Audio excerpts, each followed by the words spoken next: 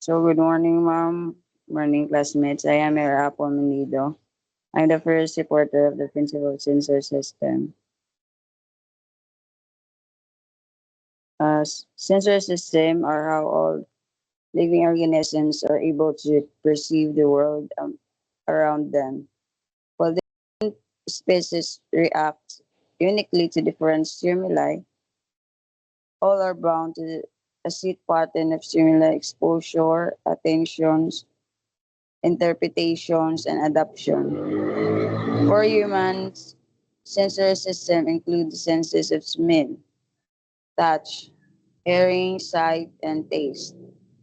All five senses allow the person to perceive stimuli and filter it through their unique schemata. With how much stimuli a person receives in a single moment, most of the receives information are lost. Also, received stimuli may run counter to the stored information in the schemata, and the subconscious may actively defend and ultimately disregard the recently received information. Information passing through such filters solidify a person's perception of their surroundings and in turn their understanding of the world. The sense of hearing is how we perceive sounds. Vibration propagate through a medium, a solid, liquid, gas, which then affects the human ear, stimulating auditory nerves and the auditory centers of the brain. Simply put, sounds in the interpretation of the brain to the vibration stimuli it receives. A deaf person may only feel the vibration of a glass breaking, but a person with a good set of ears can feel an her glass breaking. Auditory perception is the ability to identify and interpret sounds and attach meaning to them.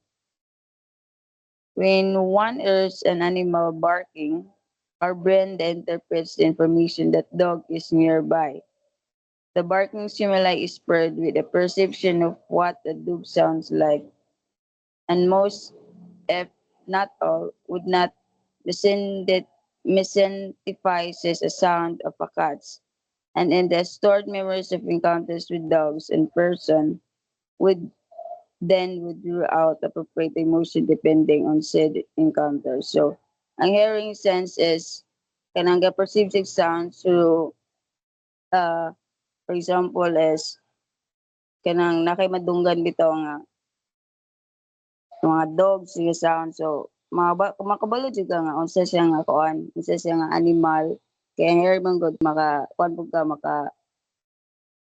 maka-analyze ka kung unsa na siya tunggan nimo for example na ay mga kanang ulan makabalo jud ka nga ulan padulong ng ulan then kung kuan mo dalugdog so kabalo ka nga makakuan ka ba maka-feel ka nga na maabot nga like bagyo or unsa ba like mga kato that's all. So next reporter.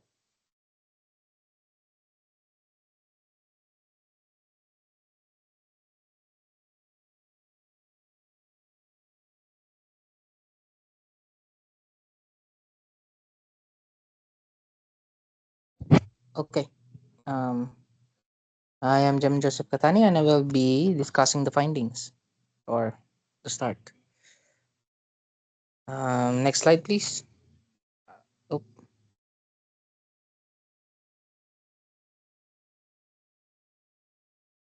Oh, tapos slide 4, no?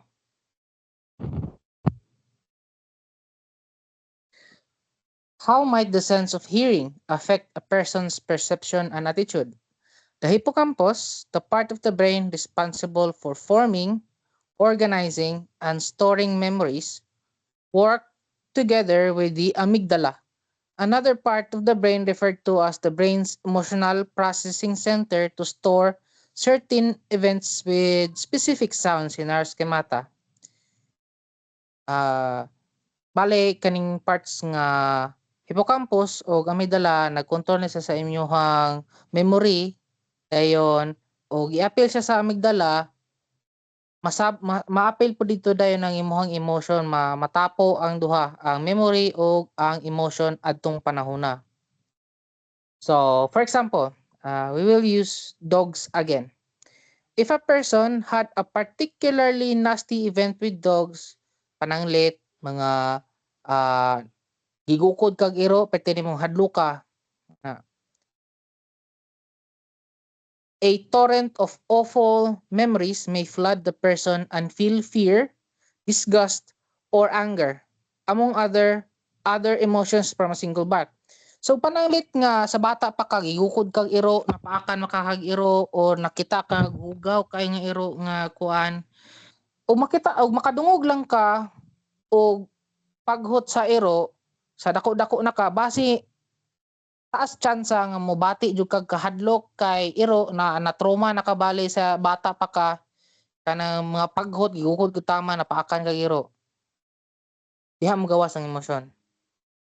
Conversely, a person who had fond memories of a pet dog may feel happiness from barks of dogs.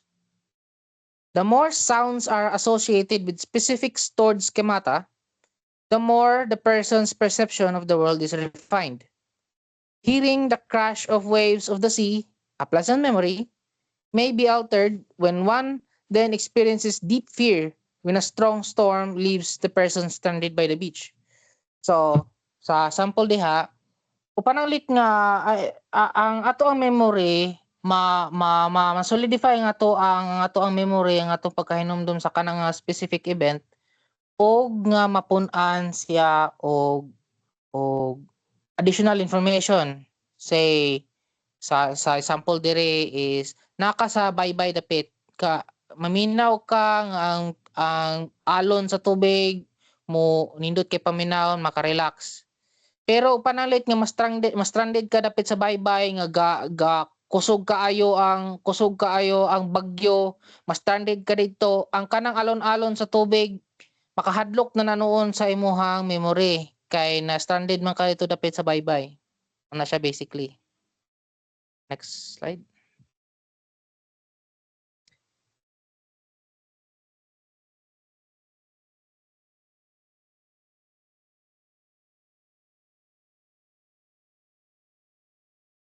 Our group conducted an experiment to capture and measure how auditory stimuli affects the attitude and perception of volunteers. We had 20 people listen to 2 audio recordings. Those recordings were the sound of rain and the NDRRMC alert sound. After letting them hear the sounds, we asked them what they are and what they felt while they were listening to the sounds. 19 of 20 volunteers recognized immediately what the alert sound was. 15 of 19 volunteers who recognized the alert felt freaked out. So nakulbaan sila kalit. The remaining 4 who recognized the alert found it annoying and wanted it to stop. So gisamukan sila naminaw. One person recognized it was an alert of some kind but was not exposed enough to the sound that he felt no emotion to the alert, stating the alert may be Morse code. So naay usa nga mong na record nga wa jud siya kabalo og unsa to. And then kay dili kay siya wa ka siya kadungog sa kanang alert nga in there si lahi pod nga stored schemata ang minggawas. This means the government has successfully imprinted the alert to trigger fight or flight reactions, albeit some only find it annoying. So successful ang gibuhat sa government nga kita tanan makadungog ta adto, makakulba tayo, maka-alert din ta unsa nahitabo na sa weather o okay ra ba ta di aring dapitan nato tungod na tong NDRMC. For the sound of rain, everyone recognized the sound. 5 of 20 volunteers felt the urge to hide under a roof. 13 of 20 found the sound soothing and made them feel sleepy. The remaining 7 of 20 found listening to the sound as saddening. This means that while the sound triggers memories of urgency to seek cover from the rain, all of the volunteers triggered emotions of happiness or sadness. Figuring out figuring out how to evoke the right emotions would be vital for all present and future marketing and advertising campaigns. Next reporter.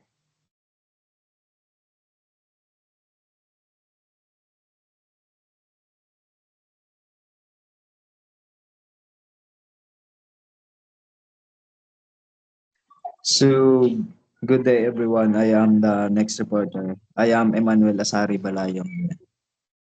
The following are reaction that and replies for each participant. 1. Our reaction and replies towards the NDRRMC alert. Second, our reaction and replies towards the rain sound. Participant 1 found the found the alert sound are jarring. The sound made her alert and aware of her surrounding. Albert surprised she correctly identified the sound. Participant 2 found that the sound saddening. She mentioned how the rain seems to follow sadness, to which we assume that rain brings out sad memories for her. Identified the sound as rain or storm with thunder rolling.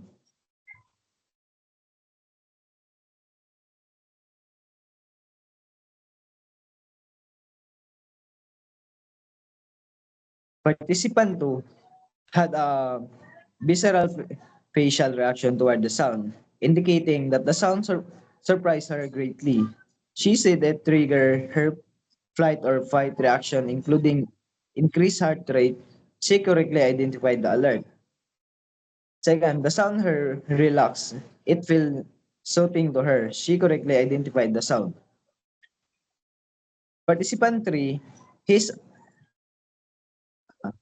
participant 3, his eyebrows were raised upon hearing the sound. He said he said it alerted him, heightening his sense for catastrophe. He felt peace upon hearing the sound. It also felt quite relaxing, he said.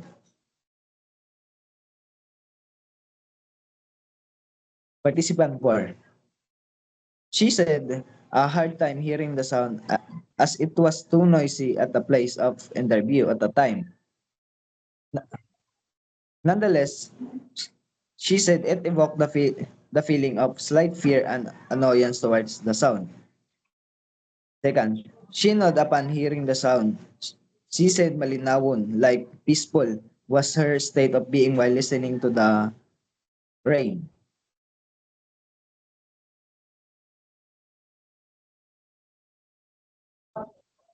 Participant 5. She said an animated facial reaction towards the sound.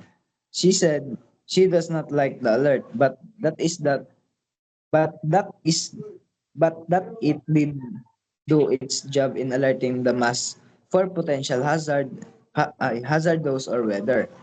It feels say it peaceful for her even to the point that it made her sleepy. Participant 6. The sound alerted her for potential catastrophe. She felt shock from the sound and noise. The sound instilled fear in her eyes, saying fresh floods may happen in conjunction with the alert sound.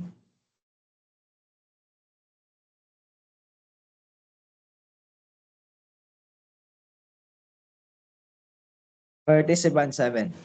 The sound triggered his flight or fight response, which is good for a crime student whose memories were brought forth from the rain sound. He likes the sound of rain. Participant 8. The alert immediately remind her of orange level rainfalls, which are dangerous. One is to assume that she is quite acknowledged, I, she is a quite knowledgeable of weather threat levels from listening to the news. She felt peaceful from listening to the rain.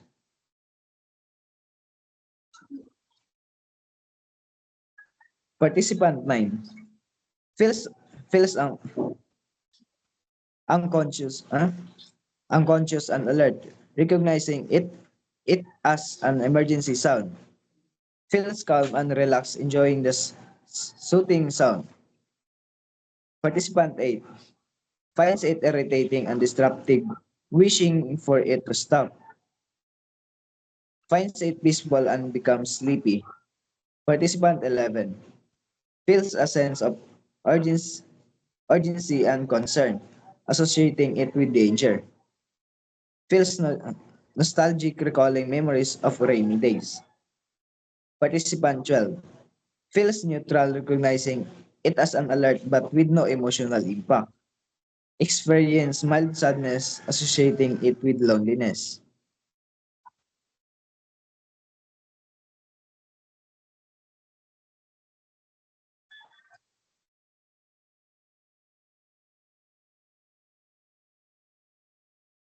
Ikaw na, Brian.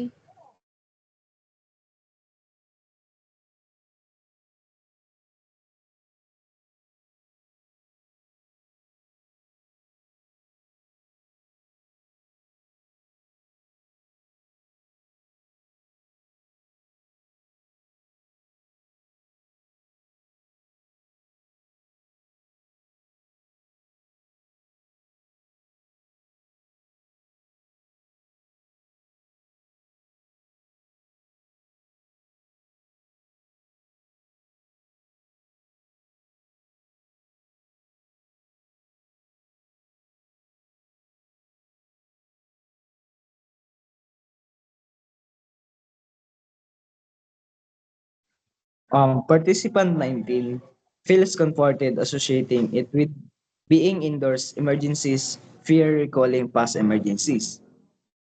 Feels comforted, associating it being indoors. Participant 14 feels stress, describing the sound as overwhelming. Becomes energized, feeling inspired by the rain rhymes. Participant 15 interprets it as important and feels slightly nervous. Feel neutral, recognizing it but without emotional impact. Participant 16 experience confusion, unsure of the sound purpose. Experience unease, associating it with the storm or bad weather. Participant 17 feels a sense of preparedness, associating it with action. Finds it melancholic, reme- remembering challenging times during rain. Participant 18 finds it annoying but acknowledge its seriousness. Feels happy, associating it with pleasant memories of nature. Participant 19 feels mildly disturbed, associating it with unpleasant memories. Experience gratitude, appreciating the natural beauty of rain. Participant 20 it feels overwhelmed and panic, associating with the sound emergency drills or disaster. Feels reflective, associating with the rain with deep thoughts or moments of intros, introspection. And that's all. Thank you. Good afternoon, everyone. Good morning. This is the last part of our presentation, which is the summary. So music 1 is the N- NDRRMC sound, while the music 2 is the rain sound. So participant 1, she, she reacts shocked while hearing the NDRRMC sound, and in the rain sound, she felt sad. Participant 2 shocked, while the second one is relaxed. Participant 3 is shocked. The second one is relaxed also. Participant 4 is fear, and the next is peace. Participant 5 is she felt annoyed in the NDRMC sound, and In the rain sound, she felt peace. Participant 6 is shocked, while the second music sound is fear. Participant 7 is triggered. She felt triggered while hearing that sound. While in the rain sound, she felt relaxed. Participant 8 is fear, and the next sound is peace. Participant 9 is anxiety, while in the rain, she felt relaxed. Participant 10 is annoyed. She felt annoyed because someone said that it was their alarm. The next is peace. Participant 11 is fear. The next sound is relax. Participant 12 is sad. The next sound is peace. Participant 13 is fear, while the other sound is relax. Participant 14 is stress, while the other sound is inspired. Participant 15 is nervous, and the second sound is relax. Participant 16 is confused, the other sound is fear. Participant 17 is fear, and the other sound is relax. Participant 18 annoyed, second sound happy. Participant 19 annoyed, and the other sound relax. Participant 20 fear, and the other sound relax. So this is the total of our findings. Music music 1 or sound 1 is the NDRRMC sound, and the music 2 is the rain sound. The total of relax is 10 in the rain sound. Happy is 1. The rain sound. Confused is 1 in the NDRRMC sound, and the shock is 4 in the NDRRMC sound and 0 in the rain sound. Sad is 1 in the NDRRMC sound and 2 in the rain sound. Annoyed it is 4 in the NDRRMC sound. Fear is the 6 in the first sound and and 2 in the second sound. Triggered is 1 in the first sound and 0 in the second sound. Anxiety is 1 in the second sound and 0 in the second sound.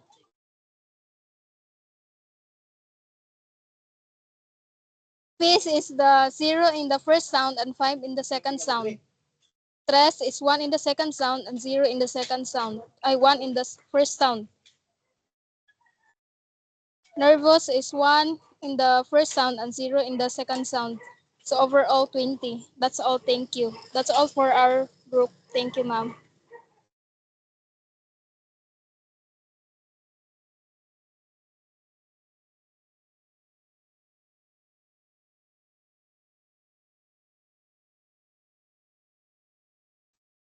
Stop na nako ni. Ako ra nang ikat ini ipas ni ma'am.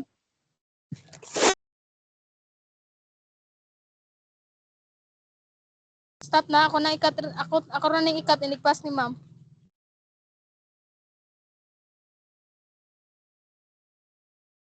Okay ra to bala, okay ra to kuan James.